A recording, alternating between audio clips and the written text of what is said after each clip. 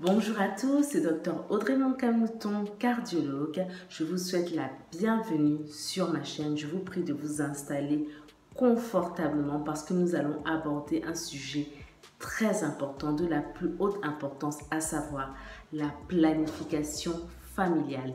Et pour cela, nous avons posé des questions à une spécialiste de la chose, à savoir une gynécologue, Dr Moadji. Écoutons-la attentivement.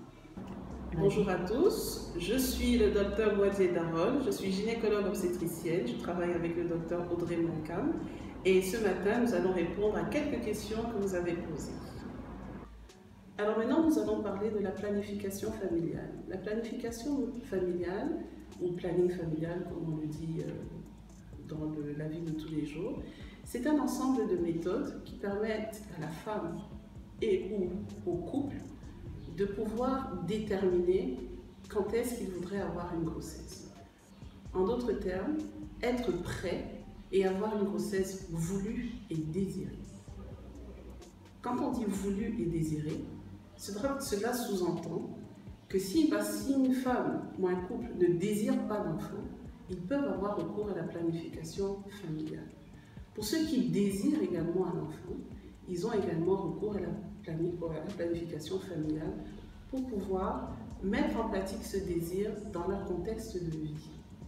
Il faut savoir que beaucoup de grossesses qui ne sont pas désirées ni planifiées sont la source de nombreuses complications liées aux pratiques souvent d'interruption de grossesse, complications liées au suivi de la grossesse, une grossesse qui n'est pas planifiée, souvent on a des difficultés pour les consultations prénatales, des difficultés pour l'accouchement et également, plus loin, une augmentation de la mortalité maternelle.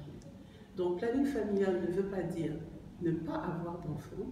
Planning familial veut dire avoir un enfant lorsque l'on le désire. De planification familiale, nous avons deux grands groupes. Nous avons les méthodes définitives et les méthodes réversibles ou temporaires.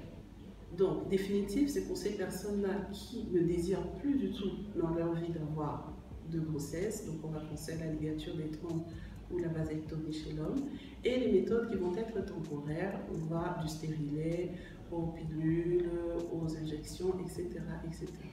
Toujours est-il que les méthodes sont choisies par la patiente en accord avec le prestataire de planning familial. C'est-à-dire que lorsque vous venez à une consultation de planification familiale, nous vous exposons toutes les méthodes qui sont disponibles et ensemble nous voyons laquelle vous intéresse le mieux. C'est la patiente qui décide de la méthode qu'elle va utiliser et nous la conseillons après l'avoir examinée pour la conforter dans son choix ou l'orienter vers un autre choix.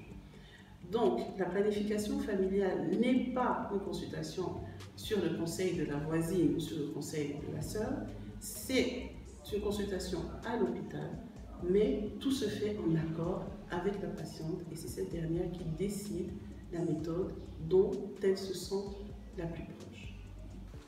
Merci Dr Moadji, merci à chacun d'entre vous d'avoir suivi cette vidéo.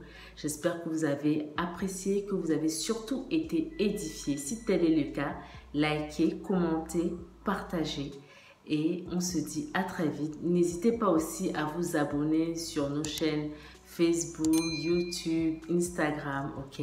Restez connectés, gardez vos cœurs plus que toute autre chose et on se dit à très vite.